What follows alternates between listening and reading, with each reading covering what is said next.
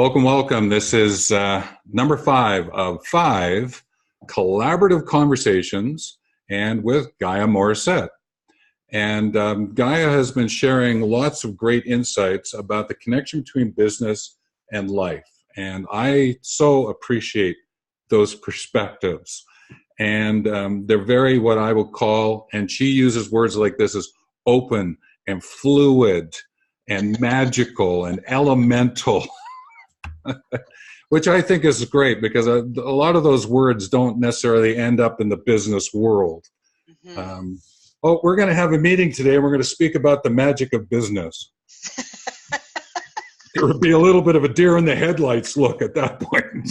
But see, business would be more fun then, and it would be easier, and life would be so much more fun and easy and profitable if we had those conversations. Yeah, because what often happens now is, I think you'll find this to be true, okay? And I'm just going to use a couple of words. Like, there's a lot of drama in business, blockages, right? It's sort of like people are putting their feet in cement blocks. And I'm being very animated here because it's unfortunate, right? Drama, blockage, feet in cement blocks, like, people don't talk to me about what's going on and all these kind of phrases that you hear. And a lot of my work, I get at those phrases, what people are actually saying about being in the workplace. So I'm just going to pick up on a couple of those words, and I want to see where it takes us and what you've got to share about this part from, business and life, okay? Mm-hmm. Let's take a look at the word drama. How does drama flow in your life? Oh, well, first of all, my life is pretty drama-free because I work really hard to make sure that that is my reality. Except for when it comes to clients and things like that, and that's different. But, in my own business, my business model of how I move in my personal life, I am all about ease and flow, and drama does not exist in ease and flow. Drama is chaos and crisis, and it usually causes trauma and comes from a place of trauma.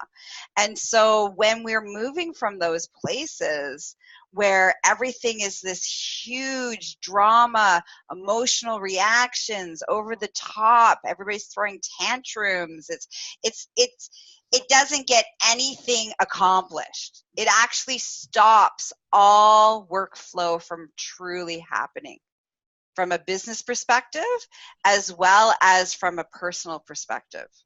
You can't move through drama and trauma.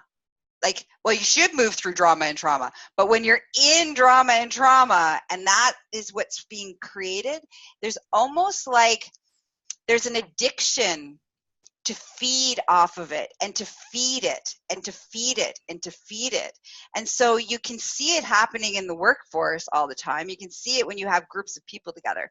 One person has a drama moment, a reaction, a reactive to something that's gone on that is they've taken personally, they've internalized it, they're basically triggered, is basically what is happening, of something that happened in their past that they haven't healed yet. And so they're reactive. And now their reaction, somebody else comes along and like, oh, they're in that drama spike. Yay, I like that. It feeds me. And so then they jump in the pool. And now you got two people in the drama pool swimming around, drowning, wishing somebody would save them, but it's not going to happen. And somebody else comes along and they're like, woo, drama party. They jump in. And so it just gets bigger and bigger and bigger and bigger. Doesn't serve anybody anything. Well, in a good, I hate to use the word good, in a productivity way, it serves nothing. There's a lot of emotional feeding that's happening, and it's serving people on that level, on that deeper level of being a victim and what that serves, and there's a whole bunch of stuff that it is serving connection and relationships, and building those relationships from that place of drama and trauma place. So there's stuff that it serves, which is why people do it. But from a workplace and a productivity and growth and ease and all the beautiful things that could be happening, it doesn't really support any of that. Right.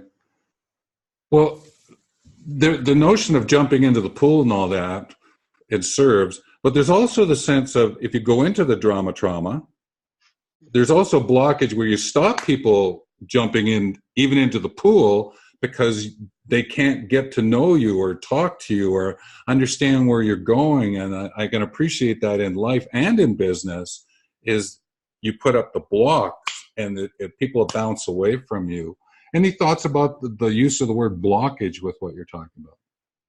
Well, I think that's an awesome perspective of that even though you're in the drama and people are feeding on that drama and feeding your drama and you know, all that kind of stuff, you really aren't allowing anybody to truly know you and truly see you.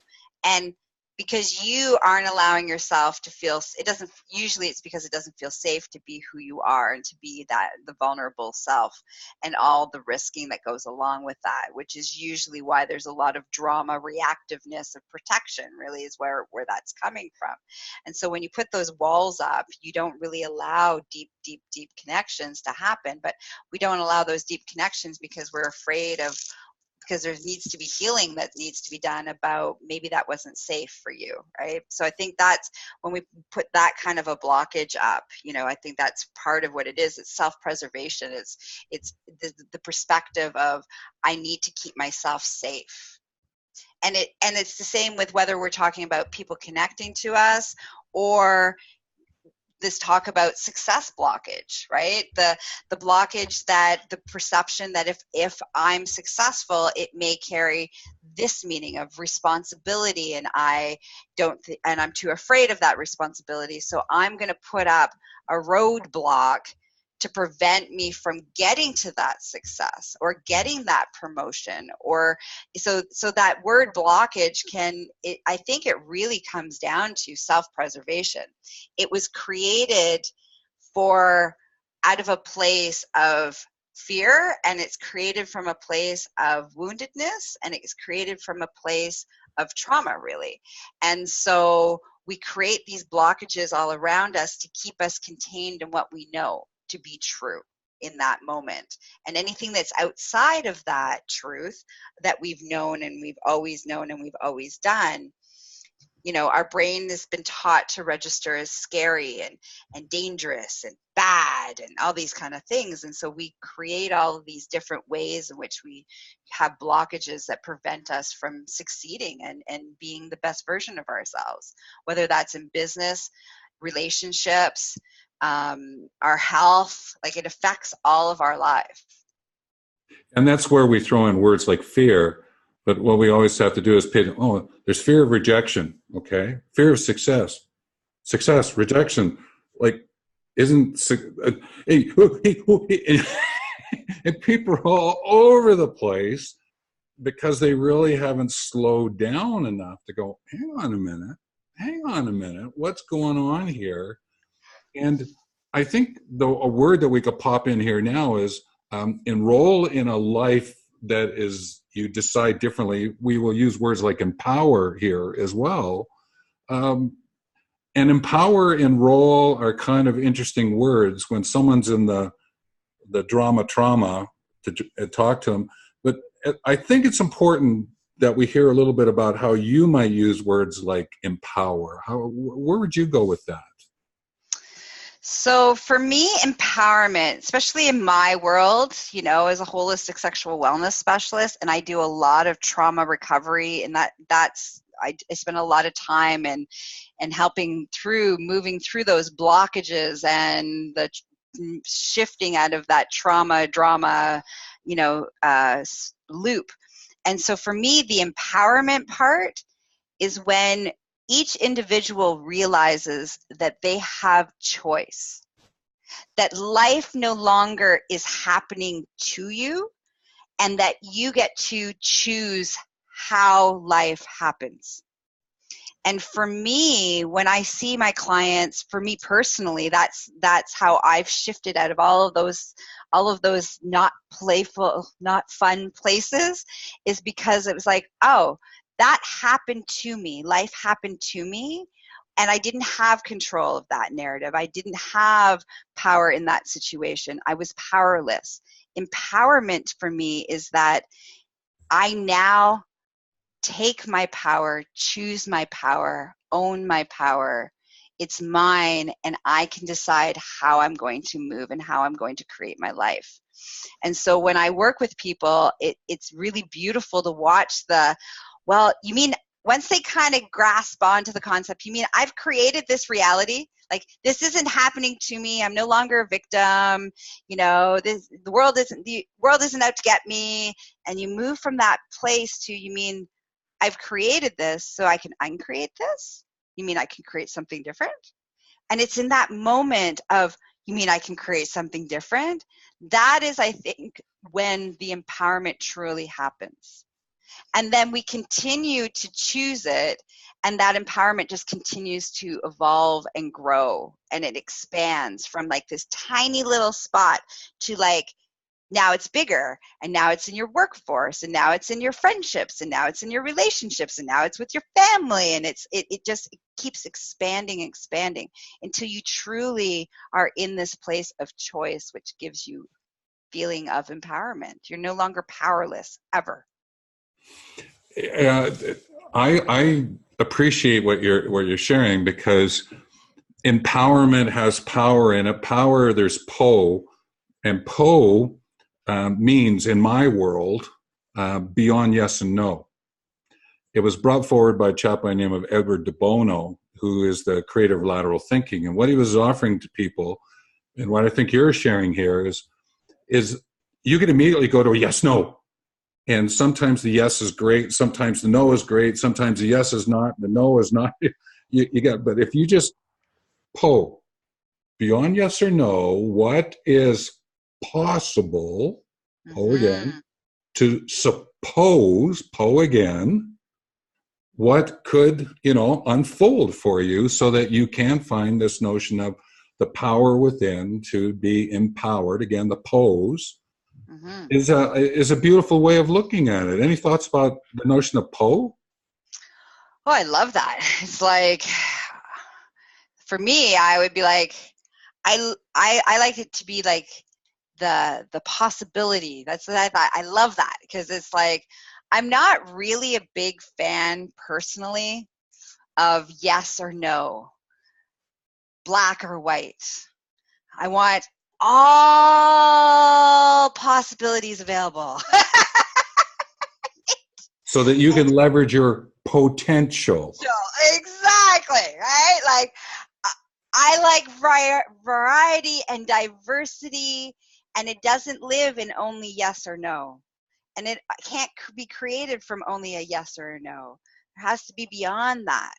And when we step into that, this is where we fully have the potential, truly, to tap into our true potential.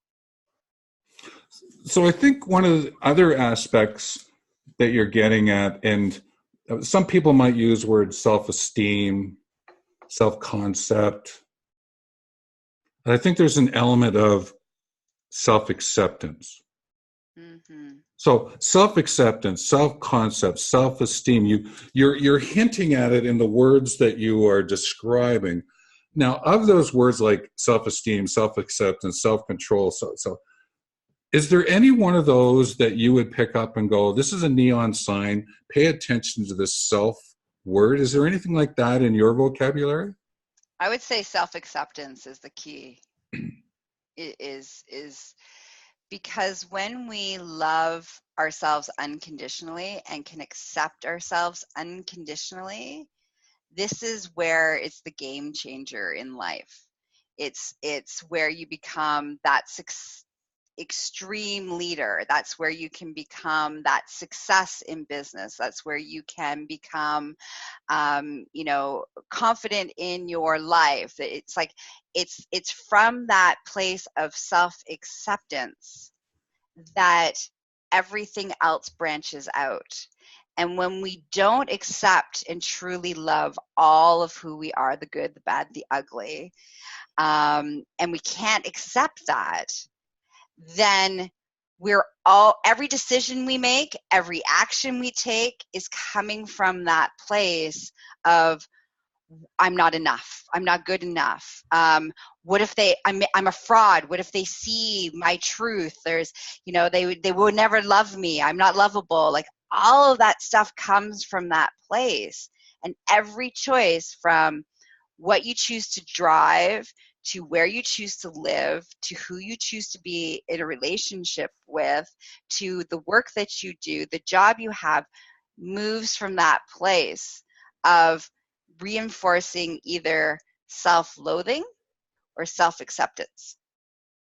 And so when we move into that place of self-acceptance, again, it's that game changer of like empowerment. It just changes the narrative.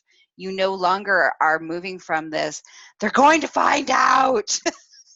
It releases shame and guilt and hatred of ourselves. And when we hate ourselves is usually when that hatred goes out into the world, right?